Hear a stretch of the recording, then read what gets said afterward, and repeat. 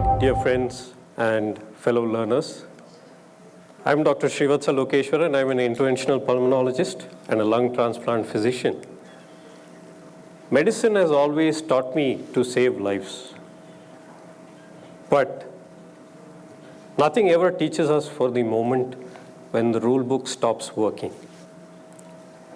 And all of us physicians have to go through that one night. And it seems kind of customary, unusually customary, that every physician goes through it. And for me, it was a night about 15 years back during my training when a young lady came crashing in the ICU, a matter of a couple of seconds. Nothing that I had ever learned or trained over the years ever helped. The protocols failed. So something about medicine is not that it doesn't break rules gently. Rather, it tears your rule book into half and watches what you do next. And what you do next doesn't come from something simple. It comes from something far more powerful, and that's your ability to adapt quicker than the crisis unfolding. So today, I would like to share with you something that deeply connects us all. We seldom use it, rarely, deliberately, and it's called the hidden advantage. I'll tell you 3 stories from my life related to the hidden advantage. This is today's world where technology is integrated to medicine. Today, robots assist surgeries, AIs read scans, and algorithms even predict deterioration. But yet, your patient will look into your eyes for reassurance. And it's not about technology moving at light speed. Human healing always happens at human time. And the biggest problem about today in any arena is not that we are falling behind machines, rather we are failing to evolve ourselves. Let me start with the first story, and I'll start with the bamboo lesson. How many of you know about the bamboo lesson? It's very simple. In the midst of a storm, you'll see the bamboo sway, bend, almost seems like it is going to give up, but it never nearly breaks. Whereas trees around it, even the oak tree, which is so rigid, often break. And COVID was one such bamboo lesson we learned in the year 2020. COVID changed overnight the familiar into unfamiliar. Hospitals became battlegrounds. Fear spread faster than the virus itself. But one thing happened again, and that's the rule book. It stopped working. Mankind has seen pandemics time and again. This little boy is case 0 of H1N1, which started as sniffles in his nose and spread to the rest of the world and took countless lives with it. We stared upon Spanish flu a century ago, where warehouses were packed with patients, near and dear ones caring for them. It was not the lack of resources, technology relevant to that era, or even the courage. Rather, it was the lack of awareness. We can call it blindness. So as COVID evolved, all of you know, from 2019 to 2023, brilliant minds around the world put their heads together to get cutting-edge diagnostics that will give you the answer within a couple of seconds, and therapeutics that were rationed out to only the sick. But if you go back and dissect out what really worked, you'll see that simple measures, as in putting the patient to sleep on his tummy, called prone ventilation, in a resource-limited setting, is what saved more lives than those cutting-edge drugs.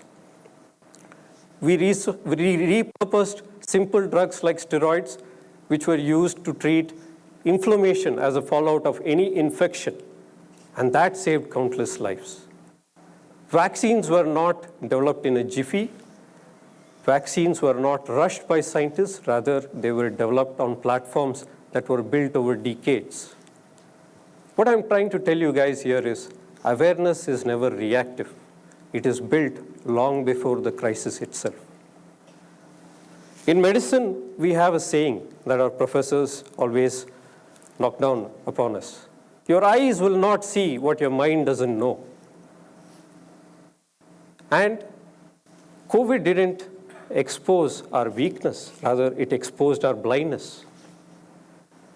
We failed to see what the previous pandemics had already taught us. Awareness is the ability to see what is already around us, and adaptability is what you do next once you're aware.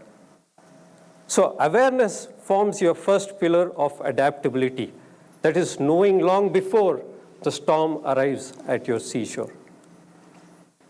Let me take you on to the second story. Working in narrow spaces teaches you a lot of lessons. Let me take you back to two anecdotes.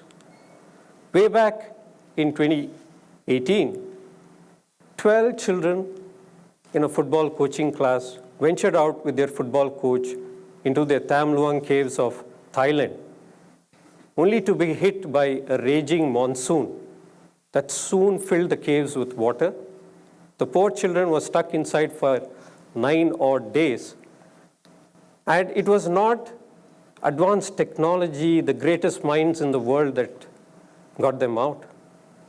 Two unconventional British divers used very unconventional techniques to tread their way through these narrow crevices, hardly 2 feet wide, and anesthetizing the children and bringing them out.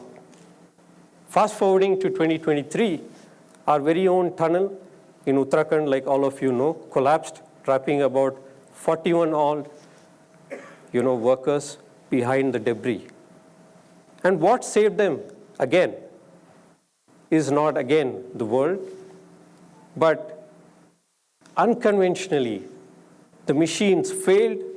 We used a group of people called rat hole miners who would squeeze their way through concrete tubes to remove the debris piece by piece until they reached the other end to save these 41 people. What saved the day then was agility and innovation when the human mind was put under relentless pressure. I too, as an interventional pulmonologist, work in very narrow spaces. My narrow space is about 2 centimeters, the size of a coin. And one fine night, I should not call it fine, but I was challenged with a patient who came in with breathlessness, struggling to breathe, almost breathing through a pinhole, which you can see here. That's his only lifeline. We could have given up, but we stay committed. My entire team was committed to the impossible. My anesthetist did everything to push ounces of oxygen in through that narrow pipe to keep him breathing. My technician made sure that as I dug through the tumor, there would be no secretions of blood that closes in on that lifeline. I had minutes, otherwise we would have lost the patient. I dug my way through the tumor piece by piece, changing my strategy with every millimeter of reality until air gushed in, and finally a sigh of relief that we saved the patient. So what worked for us then was our agility and ability to innovate. Agility, no doubt, forms your second pillar of adaptability. The third story is a very inspiring story. It has inspired me all my life, the relentless focus of this surgeon. He's a polished surgeon who went on to do one of the longest surgery that mankind has ever heard of. He undertook a cardiac transplant on this gentleman. It took him 23 hours. By dictum in medicine, every hour you put into your surgery, your risk associated with the surgery exponentially increases. He worked his way minute by minute, despite all odds stacked up against him. And the outcome was, not only did the surgeon live, he went on to outlive the surgeon himself. And this story doesn't talk about that rare surgical skill. Rather, it talks about his mental attitude in that place of relentless pressure. His attitude of never say die, focus, courage, moving against all odds, every minute of it. I too used the third pillar during the COVID pandemic. When I had a dear colleague who sits here, who's an anesthetist, who was stuck on a life support machine called ECMO for about 1 month. We say extracorporeal membrane oxygenation.